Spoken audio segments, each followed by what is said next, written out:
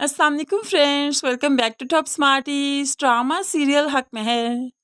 वकार अपने बाप की वजह से बहुत परेशान है कि वो हमेशा विरसा की किरदार कशी करते हैं, उस पर इल्ज़ाम तराशी करते हैं। वकार ऐसा नहीं चाहता, विरसा को अपनी बीवी मानता है और चाहता है कि सब उसकी इज्जत करें। ऐसे में ना तो अपने पेरेंट्स को छोड़ना चाहता है, ना ही विरसा को। काफ़ी बुरी कश्मकश का शिकार है, तभी तो आज सारी रात बाहर गुजारती। तबीयत जब खराब हो गई तो एक आदमी घर छोड़कर गया। विरसा तो वकार की हालत देखकर काफ़ी परेशान है। रात को तो वकार सो गया। जब सुबह ऑफिस के लिए तैयार होने लगा तो विरसा पूछ देती है, रात को आप इतने डिस्टर्ब क्यों थे कि किसी और को आपको आकर घर छोड़ना पड़ा? हाँ वकार, आपके माइंड में क्या है, दिल में क्या चल रहा है, मुझसे शेयर करें ना, मैं आपकी दुख सुख की साथी हूँ। तो वकार बताने लगा, बाबा की कंपनी डूब जाएगी, नीलाम हो जाएगी। उन्हें पैसों की अशद ज़रूरत है और मैं उनका बेटा हूँ, चाहकर भी कुछ नहीं कर पा रहा। मैं बहुत मजबूर हूँ। तुम्हारी मोहब्बत में कितना मजबूर हो गया हूँ ना। तुम्हारी मोहब्बत में बहुत कुछ सहना पड़ रहा है मुझे। ये मोहब्बत इतनी आसान नहीं। ये कहते हुए झटक कर वो विरसा को छोड़ देता है और फिर ऑफिस जाने लगा।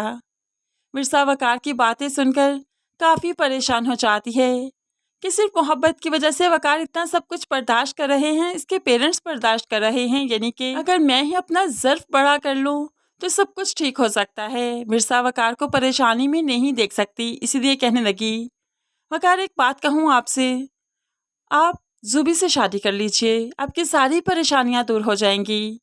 वकार जाते जाते विरसा को मुड़कर देखता है और चिल्लाने लगा, तुम पागल वागल तो नहीं हो गई? तुम्हें क्या लगता है शादी गुड्डा गुड्डी का खेल है, मजाक है? शादी के साथ साथ मोहब्बत भी होती है और मोहब्बत में सिर्फ तुम्ही से करता हूँ।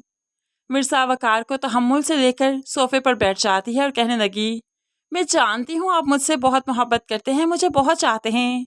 मेरी जगह आप जूबी को नहीं दे सकते, लेकिन फिर भी मैं चाहती हूँ आप जूबी से शादी कर लें। सारी परेशानियों का हल इसी में है कि आप जूबी से शादी कर लें। बस आपसे एक रिक्वेस्ट है, अपना नाम मेरे नाम से मत हटाइएगा। जूबी लाख कहे लेकिन मेरी सिर्फ ये बात मान लीजिएगा कि मुझे तलाक मत दीजिएगा। आपके नाम के सहारे मैं जीना चाहती हूँ।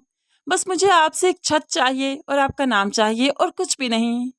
वकार तो अब सोच में पड़ गया कि विरसा ने क्या कह दिया।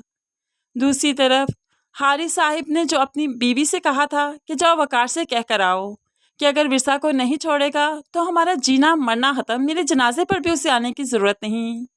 नहीं तो तड़प चाहती है, यहाँ बेटे के घर आती है, तब तक बेटा ऑफिस जा चुका था।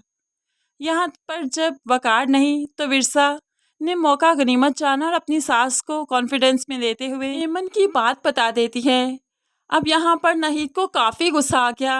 आगे बढ़कर एक जोरदार थप्पड़ एमन को दे मारती है। ये तुमने क्या किया? तुमने कहीं मुंह दिखाने के काबिल नहीं छोड़ा हमें।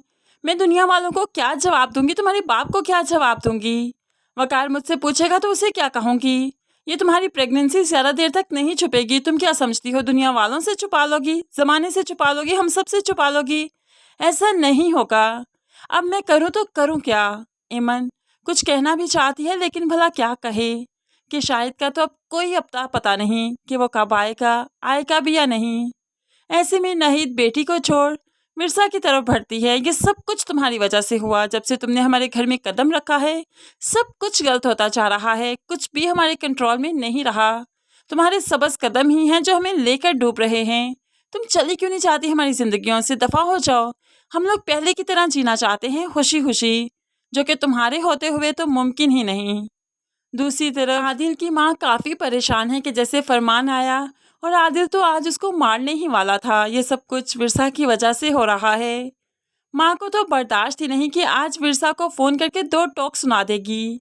रात के वक्त माँ अब विरसा को फ़ोन करती है तो विरसा फ़ोन स्पीकर पर ले लेती है। पास ही वकार भी खड़ा था। शायद वकार ने ही कहा है कि फ़ोन स्पीकर पर लो। ऐसे में वो मुमानी जान से जब बात करती है तो मुमानी जान काफ़ी भड़की हुई थी। मिर्जा तुम्हें अकल कब आएगी? क्या तुम्हें सुकून नहीं आ रहा? तुम शादीशुदा हो, तुम्हारे पास शौहर है, भला तुम्हें किस बात की कमी है, किस चीज़ की कमी है कि तुम मेरे बेटे के सामने भी मुंह मारती फिर रही हो? उसे अपने घर में क्यों बुलाया? उससे बात क्यों करती हो? उसके साथ राब्ते में क्यों रहती हो? तुम जानती हो कि फरमान आज उसे मारने आ गया था सिर्फ इस बात के लिए कि वो इकरार करे कि वो तुम्हारे घर गया था, लेकिन वो इकरार करने को तैयार ही नहीं।